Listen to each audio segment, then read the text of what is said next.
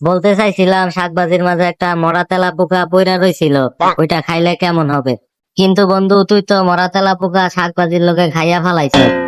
কিরে তোর চেহারার এই অবস্থা কেডা করলো? আর বলিস না, এই বালের চাকরি বাকরি সেই সব আর ভাল লাগে না। তোর বেটা তুই যে এইসব চাকরি বাকরি করো, সেইসব চাকরি বাকরি কি মানুষে করে নাকি? আমার মতো বেটা উদ্যোক্তা হ, একজন সফল উদ্যোক্তা আমি এখন বেটা। তুই আবার কি সেরে বিজনেস শুরু করলি? এত তাড়াতাড়ি তুই বিজনেসে সফল হয়ে গেলি কিভাবে?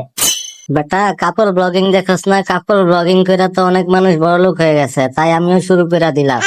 আরে বেটা শুরুতেই যা মার্কেট পাইলাম না, এখন তো আমি একজন সফল উদ্যোক্তা হয়ে গেলাম। কাপল ব্লগিং যে করবো বেটা, কেমনে ভাইরাল হমু, কেমনে কি করা লাগে কিছুই জানি না বেটা, খালি করলেই হইব। কিছু টিপস মিক্স থাকলে দে আমারে, আমিও একটু ভাইরাল হই। আরে বেটা বউ ব্যবসার প্রথম শর্ত হইতাছে গিয়া মান সম্মান একদম গাইরা ফালায় দিতে হইব। মান সম্মান থাকলে চলবো না বেটা। মনে কর যে তোর কোনো মান সম্মানই নাই, এরকম মনোভাব আগে তৈরি করতে হইব, নয়তো বেটা সফল উদ্যোক্তা হইতে পারবি না তো। তুই কস বেটা মান সম্মান না থাকলে সমাজে চলাফেরা করবো কেমনে? আরে বেটা মাইসে কত কথা কইবো, এগুলা শুনলে তো জীবনে উদ্যোক্তা হইতে পারবি না বেটা। মাইসের কথা শোনা যাইবো না, তাইলে দেখবি খালি টাকাই টাকা। ঠিক আছে তোর কথা মতো একবার কইরা দেখি, কিছু টিপস থাকলে দে, আমার উপকার যদি হয় তোর কথা। ঠিক ঠিক আছে শোন, বউ ব্যবসা করতে হইলে তো মনে কর যে মান সম্মান তোর ভুইলাই যাইতে হইব।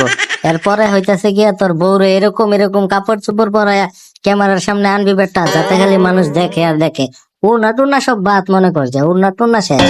মনে কর যে এইসব উড়না টুনা যদি রাখস তাইলে মানুষ দেখবো টেকবো না ভিডিও।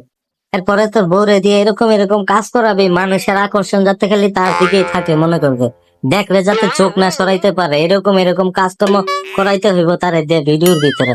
তাইলে মনে করছে খুব তাড়াতাড়ি ভাইরাল হইতে পারবি। তাইলে বন্ধু বুঝতাছি না ভিডিওর ভিতরে আমার কি কাম? আমার তো কোনো কামই নাই দেখি ভিডিওর ভিতরে। চুপ হালার পর তোর কাম খালি থাকবো ভিডিওর ভিতরে মানুষের গালি খাওয়া। আর রাস্তাঘাটে যদি জনগণের সামনে পড়স তাইলে বউ ব্যবসায়ী মাইরও দিয়ে ফেলাইতে পারে। আমি রাস্তাঘাটে গেলাম না তাইলেই তো হয়ে গেল। আরে বেটা তুই কিছু জানোসই না, মাঝে মাঝে পাবলিক এমন খেপা খেপা যায়, বউ ব্যবসায়ী বাসায় গিয়া পিটায় থুই আসে পাবলিক।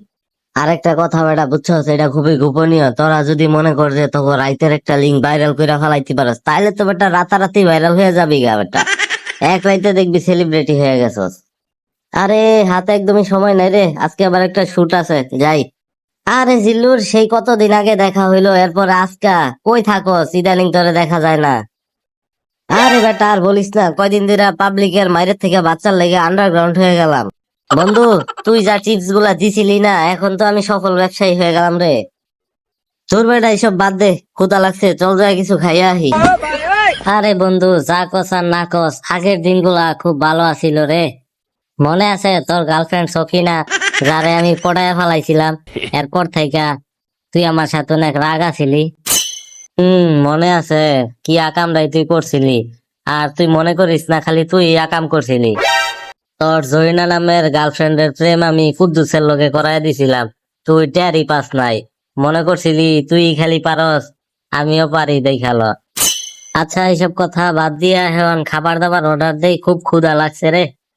জিল্লু বন্ধু, মরা তেলা পোকা শাক ভাজির লগে খাইলে কেমন মজা লাগবে বলতো? হালা কু হালা, ফালতু কথা বাদ দে, খাবার টাইমে এইসব বলবি না। চুপচাপ খাওয়া শেষ কর, পরে এইসব নিয়ে কথা বলমুনি। খাওয়ার সময় তুই জানি কি বলতাছিলি আমারে? খাওয়া দাওয়া তো শেষ হইলো, এখন বইলা ফালা। বলতে চাইছিলাম শাকভাজির মাঝে একটা মরা তেলা পোকা পইরা রইছিল, ওইটা খাইলে কেমন হবে। কিন্তু বন্ধু তুই তো মরা তেলা পোকা শাকভাজির লগে খাইয়া ফালাইছস। ওই শালার পু, এই কথা আমার আগে কবি না।